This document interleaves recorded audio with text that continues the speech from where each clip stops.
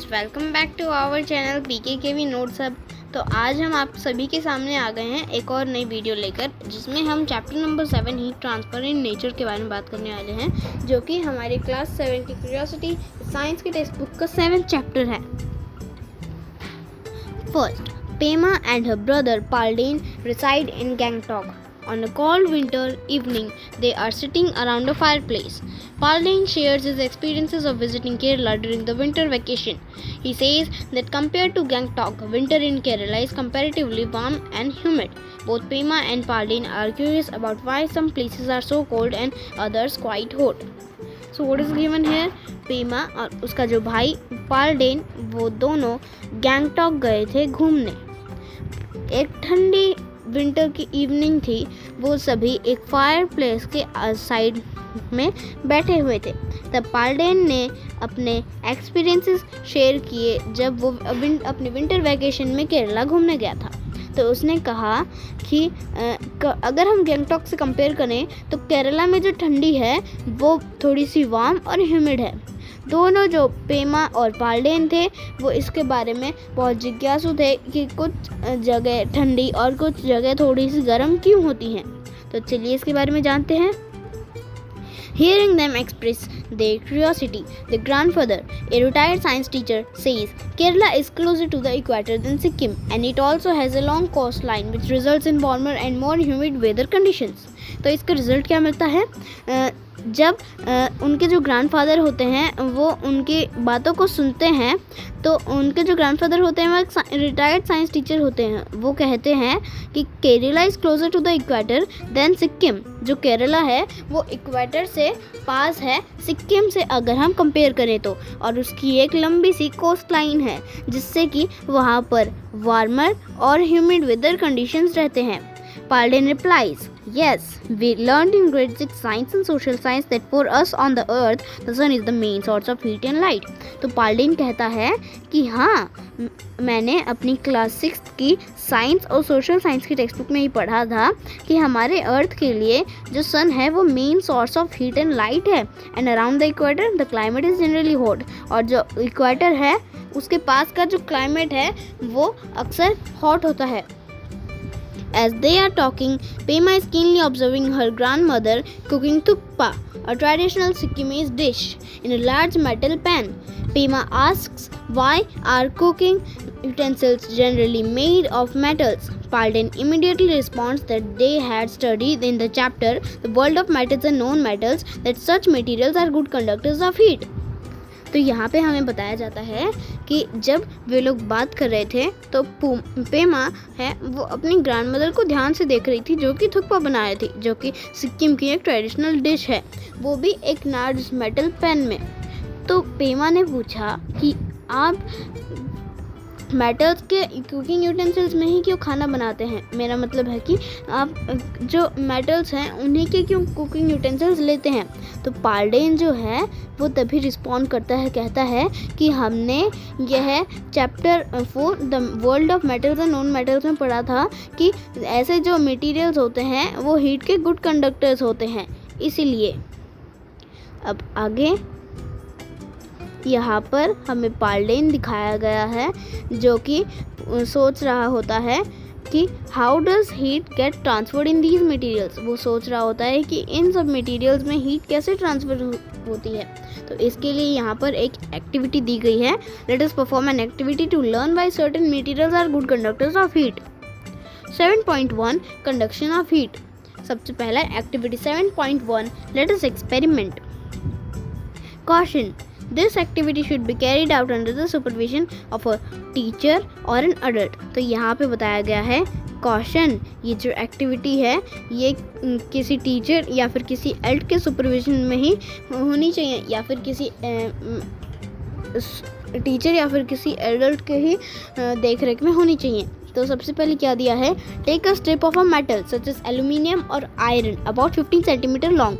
तो हम यहाँ पे हमें एक मेटल की एल्यूमिनियम या फिर हमें आयरन की एक स्ट्रिप लेनी है जो कि 15 सेंटीमीटर लॉन्ग होनी चाहिए, जैसे कि यहाँ पे हमें दिखाया गया है यहाँ पे metal strip. Attach 4 pins to the strip with the help of wax such that they are arranged at nearly equal distances, about 2 cm apart, as shown in Fig 7.1. तो यहाँ पे बताया गया है कि उन मेटल स्ट्रिप पे हमें 4 पिन्स अटैच करनी है, जैसे कि यहाँ पे दिखाया गया है, वो भी वैक्स की मदद से, और उनके बीच में 2-2 सेंटीमीटर का डिस्टेंस होना चाहिए, जैसा कि हमें यहाँ पर दिखाया गया है. यहाँ पे हर किसी के बीच में 2 सेंटीमीटर का डिस्टेंस है. Secure the strip to a stand and label the pins as 1, 2, 3 and 4 as shown in Fig 7.1. If a stand is not available, place the strip between 2 bricks for support. तो यहाँ पे बताया गया है कि वो जो स्ट्रिप है उसे एक स्टैंड से अटैच करना है, जैसा यहाँ पे दिखाया गया है, और वो जो पिन्स हैं उन्हें 1, 2, 3, 4 करके लेबल करना है, जैसे कि यहाँ पे दिखाया गया है. और अगर हमारे पास स्टैंड अवेलेबल नहीं है तो हम 2 ब्रिक्स की भी मदद ले सकते हैं. तो जैसे कि ये एक ब्रिक है, ये एक ब्रिक है, तो इसके बीच में यहाँ पर मेटल स्ट्रिप और यहाँ पे हमारी कील. Heat the end of the strip that is away from the stand with the candle और स्पिरिट लैम्प. तो वो जो मेटल स्ट्रिप है उसका जो एंड है उसको हमें हीट करना है, जैसा कि यहाँ पे दिखाया गया है. उसे हम क्या तो कैंडल से या फिर किसी स्पिरिट लैम्प से हीट कर सकते हैं. What will happen to the pins? Will they remain attached to the strip or will they fall? तो यहाँ पे क्वेश्चन दिया है कि उन पिन्स को क्या होगा, क्या वे उससे जुड़ी रहेंगी या फिर वो गिर जाएंगी. Predict the order in which the pins will fall from the strip. Record your observations in table 7.1. तो यहाँ पे हमें टेबल दी गई है, यहाँ पर हमें अपने ऑब्जर्वेशंस लिखनी है. You observed that the pin closest to the candle flame, pin 1, falls first, followed by pins 2, 3 and 4. Why does pin 1 fall before pin 2? Why did all the pins not fall together? तो यहाँ पे बताया गया है कि हमने observe किया था कि जो पिन कैंडल फ्लेम के सबसे क्लोजेस्ट थी, जो कि थी पिन 1, वो सबसे पहले गिरी 2, 3 और 4 को छोड़कर. तो यहाँ पर क्वेश्चन दिया गया है कि पिन 1 ही पिन 2 से पहले क्यों गिरी, सारी पिन्स एक साथ क्यों नहीं गिरी. From your observations, what can you infer? Do you think the heat is being transferred along the metal strip from the end that is being heated? As the heat travels along the strip and approaches a pin, the wax holding it melts and the pin falls. Here, the transfer of heat takes place from the hot end of the strip to the colder end. The process of heat transfer from the hotter part of an object to the colder part is called as conduction. In this process, the particle that gets heated passes the heat on to its neighbor and so on. However, the particles themselves do not move from their positions. तो यहाँ पर बताया गया है कि हम अपनी observation से क्या सोच सकते हैं. Do you think that heat is being transferred along the metal strip from the end that is being heated? तो क्या आप सोचते हैं कि जो हीट है वो मेटल स्ट्रिप से एंड तक पहुंच रही है, जो कि गर्म हो रहा है. As the heat travels along the strip and approaches a pin, the wax holding it melts and the pin falls. तो जैसे वो हीट है वो स्ट्रिप से ट्रैवल करती है और वो पिन को अप्रोच करती है, यानी पिन तक पहुंचती है, वो जो वैक्स जिससे वो लटकी हुई है वो मेल्ट हो जाता है और जो वो पिन है वो गिर जाती है. Here the transfer of heat takes place from the hot end of the strip to the colder end. तो यहाँ पे जो हीट का जो ट्रांसफ़र हो रहा है वो हॉट एंड से कोल्डर एंड तक हो रहा है. The process of heat transfer from the hotter part of an object to the colder part is known as conduction. तो the process यानी कि वो जो प्रोसेस है जिसमें हीट ट्रांसफ़र होटर पार्ट से लेकर एक ऑब्जेक्ट के कोल्डर पार्ट तक जाती है उसे हम कहते हैं conduction. In this process, the particle that gets heated, तो इस प्रोसेस में वो पार्टिकल जो कि गर्म होता है passes the heat onto its neighbor, वो अपनी हीट को अपने नाइबर को पास कर देता है और ऐसे ही ये जो प्रोसेस है वो कंटिन्यू होता है. However, the particles themselves do not move from their positions, जबकि वो जो पार्टिकल्स होते हैं वो खुद से अपनी पोजीशन से मूव नहीं करते. Materials like metals that allow heat to pass through them easily are called as good conductors of heat. तो materials जैसे कि metals जो कि अपनी हीट को पास होने देते हैं वो भी आसानी से, उन्हें हम कहते हैं good conductors of heat. Because metals are good conductors of heat, we use utensils made of metals for cooking. तो क्योंकि metals जो हैं वो heat के good conductors हैं, इसीलिए हम metals के बने utensils को use करते हैं खाना बनाने के लिए. In solids, heat transfer takes place mainly through the process of conduction. और जो solids होते हैं उनमें जो heat transfer है वो mainly conduction के process से होता है. If we use a strip made of a material like wood or glass in place of a metal strip to perform activity 7.1, the pins will not fall. तो यहाँ पर बताया गया है कि अगर हम क्या तो वुड की या फिर ग्लास की स्ट्रिप लें तो उसमें जो है मेटल स्ट्रिप के बजाय एक्टिविटी 7.1 को परफॉर्म करने के लिए तो जो पिन्स है वो फॉल नहीं करेंगी. Can you think of the reason for this based on our learning from the chapter the world of metals and non metals? क्या ये जो क्वेश्चन है इसका हम रीज़न बता सकते हैं the world of metals and non metals वाले चैप्टर में से कुछ सीखकर? Materials such as glass and wood do not allow heat to pass through them easily and are poor conductors, insulators of heat. तो materials जैसे कि glass और wood है वो heat को अपने से पास नहीं होने देते आसानी से और इसीलिए हम उन्हें poor conductors यानी कि insulators of heat बोलते हैं. Clay and porcelain are also poor conductors of heat. That is why tea or coffee kept in such cups stays hot longer. तो यहाँ पे क्या बताया गया है? क्ले और पोर्सलिन जो है वो भी हीट के पूर कंडक्टर्स हैं यानी इंसुलेटर्स हैं. इसीलिए जो टी और कॉफ़ी होती है इन कप्स में अगर हम इन्हें रखते हैं तो वो ज़्यादा देर तक गर्म रह सकती हैं. तो यहाँ पर पेमा कुछ कह रही है. Now I know why we generally use metal utensils for cooking, whereas we prefer clay and porcelain cups for drinking tea and coffee. तो यहाँ पर पेमा कह रही है कि अब मुझे पता चला कि हम metal utensils क्यों यूज़ करते हैं खाना बनाने के लिए और हम clay और porcelain cups का ही क्यों इस्तेमाल करते हैं टी और कॉफ़ी पीने के लिए. List some materials around you and classify them as good or poor conductors of heat in table 7.2. Table 7.2 List of good or poor conductors of heat. Does your list include air? If it is there on the list, where have you placed it? तो यहाँ पर क्या बताया गया है कि हम कुछ ऐसे मटेरियल्स को अपनी टेबल में लिखकर उन्हें गुड और पुअर कंडक्टर्स से क्लासिफाई कर सकते हैं, वो भी टेबल 7.2 में. तो क्या हमारी लिस्ट में एयर है? अगर वो हमारी लिस्ट में है तो हमने उसे कहाँ रखा है? You must have experience that during winters we prefer wearing woollen clothes to keep ourselves warm. तो हमने एक्सपीरियंस किया होगा कि जो विंटर का समय है उसमें हम वुलन क्लोथ्स ज़्यादा प्रेफर करते हैं अपने आप को गर्म रखने के लिए.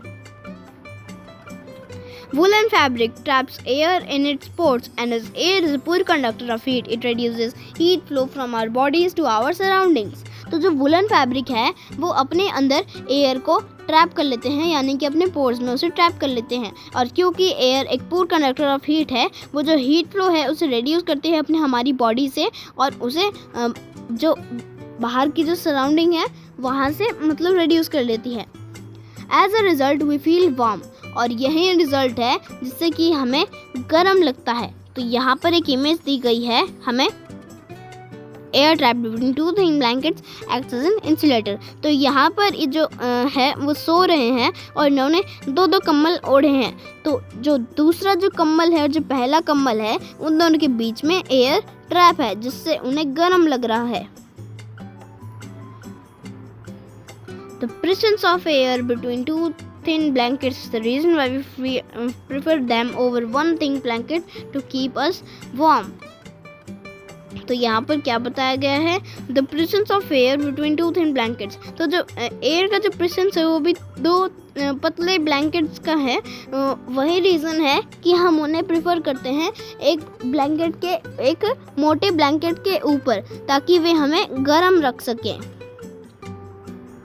यहाँ पर एक एग्जाम्पल और दिया है. Similarly air trap between the layers of clothing acts as a poor conductor of heat and keeps us warm. यहाँ पर दिया गया है कि जैसे यहाँ पर कम्बलों के बीच में एयर है वैसे ही अगर हम दो कपड़े पहने तो वो भी उसके बीच में जो एयर है वो ट्रैप हो जाएगी और जो वो पूर कंडक्टर है हीट की जिसकी वजह से हमें गर्मी लगेगी. Is it possible to construct houses that are not affected much by the outside heat and cold? Houses constructed in places with a very hot or cold climate often use the concept of heat transfer to keep them cool or warm. तो क्या ये possible है कि हम जो घर हैं उन्हें मतलब कि are not affected much by the outside heat और कोल्ड। हम उन्हें ऐसे बना सकते हैं जो कि बाहर की जो गर्मी और ठंडी है उससे ज़्यादा अफेक्ट ना हो। Houses constructed in places with a very hot or cold climate often use the concept of heat transfer to keep them cool or warm। तो जो कुछ ऐसे places होते हैं जहाँ पे ज़्यादा गर्म या फिर ज़्यादा ठंडा क्लाइमेट होता है, वहाँ पर जो हाउसेस होते हैं वो हीट ट्रांसफ़र का कॉन्सेप्ट यूज़ करते हैं ताकि वे उन्हें ठंडा और गर्म रख सकें। Fascinating facts: The upper regions of the Himalayas, such as the Mori block of Uttarkashi in Uttarakhand, experience an extremely cold climate and heavy snowfall during winters. Houses here are often built to stay warm during winters, with walls made of two wooden layers filled with cow dung and mud between them. As wood and mud are poor conductors of heat, they prevent heat loss and help in keeping the houses warm.